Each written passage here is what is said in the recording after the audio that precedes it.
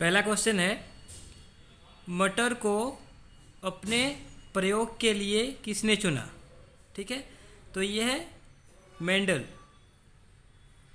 दूसरा क्वेश्चन है, आनुवांशिकी का जनक कहा जाता है, तो आनुवांशिकी का जनक मेंडल को कहा जाता है।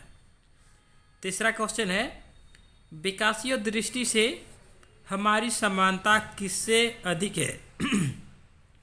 विकासीय दृष्टि से हमारी समानता किससे अधिक है? तो वह चिंपांजी से।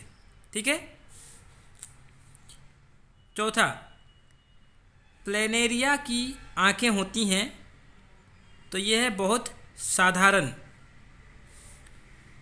अगला क्वेश्चन है, प्राचीन काल में पृथ्वी के वातावरण में कौन सी गैस नहीं थी? ठीक है, कौन सी गैस नहीं थी? तो वो है ऑक्सीजन।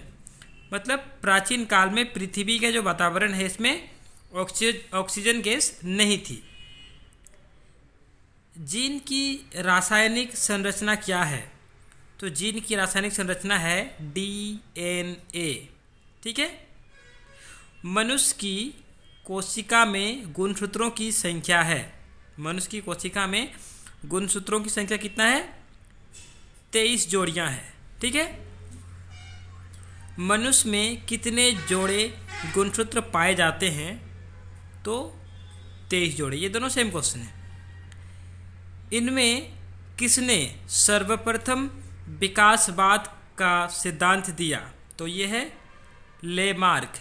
लेमार्क ने सबसे पहले विकासवाद का सिद्धांत दिया था। ठीक है। लक्षणों को नियंत्रित करने वाली इकाई का क्या नाम है? लक्षणों को नियंत्रित करने वाली इकाई का नाम क्या है? जीन है, जीन। ठीक है।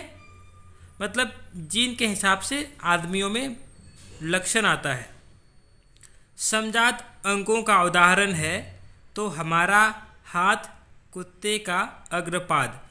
ठीक है। मतलब हमारा हाथ और कुत्ते का जो आगे वाला जो दोनों पैर है वो, ये समजात अंग का उदाहरण है। ठीक है। किस स्थान को मानव का उद्भव स्थान मानते हैं? तो ये है अफ्रीका। अफ्रीका में जो मानव जाति का जो शुरुआत हुआ है वो माना जाता है कि अफ्रीका जो अभी देश है वहाँ उस एरिया से आदमी विकसित होना चालू हुए हैं। ठीक है। अगला कुछ क्वेश्चन है, प्राकृतिक चयन का सिद्धांत खाली घर है ने दिया? तो प्राकृतिक चयन का सिद्धांत डार्विन ने दिया। ठीक है। चिड़िया के पंख और चमगादड़ के पंख खाली घर अंग हैं, ये समरूप अंग हैं। ठीक है। जैसे हमने यहाँ पे समजात पढ़ा था, हमारा हाथ यानी कि आदमी का हाथ और कुत्ते का अग्रपात, ये क्या है? ये समजात अंग का उदाहरण है। उसी प्रकार से जो आपका चिड़िया के पंख और चमगादड़ के पंख क्या है? ये समरूप है। वो समजात था, ये समरूप है।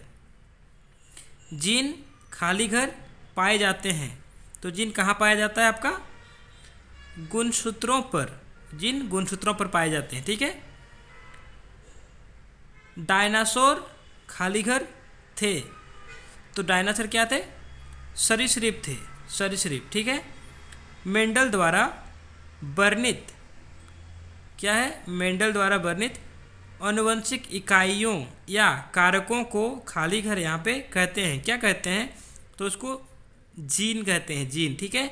मेंडल द्वारा वर्णित आनुवंशिक इकाइयों या कारकों को जीन कहते हैं, तो इस खाली घर में जीन भरना है। बकरौली का विकास खाली घर विधि द्वारा किया जाता है, तो बकरौली का विकास कृत्रिम चयन विधि द्वारा किया जाता है। ठीक है। विकास की आधारभूत घटना खाली घर है, तो विकास की आधारभूत घटना डीएनए प्रतिकृतिकरण। तो इस खाली घर में क्या होगा? डीएनए प्रतिकृतिकरण। ठीक है। विकास की आधारभूत घटना डीएनए प्रतिकृतिकरण है। ठीक है। तो ये था आपका जीव विज्ञान का आनुवांशिकता एवं जैव विकास पाठ का जो आपका क्वेश्चन थे, ऐसे थे। ठीक है। अभी इसी हिसाब से मैं आगे जो भी पार्ट है उसका भी क्वेश्चंस आपको ऐसे वीडियो बना के दिखाऊंगा, ठीक है। आप इसको अभी पढ़ के याद कर लो, ठीक है। आपका एग्ज़ाम में बहुत काम आने वाला है। Thank you.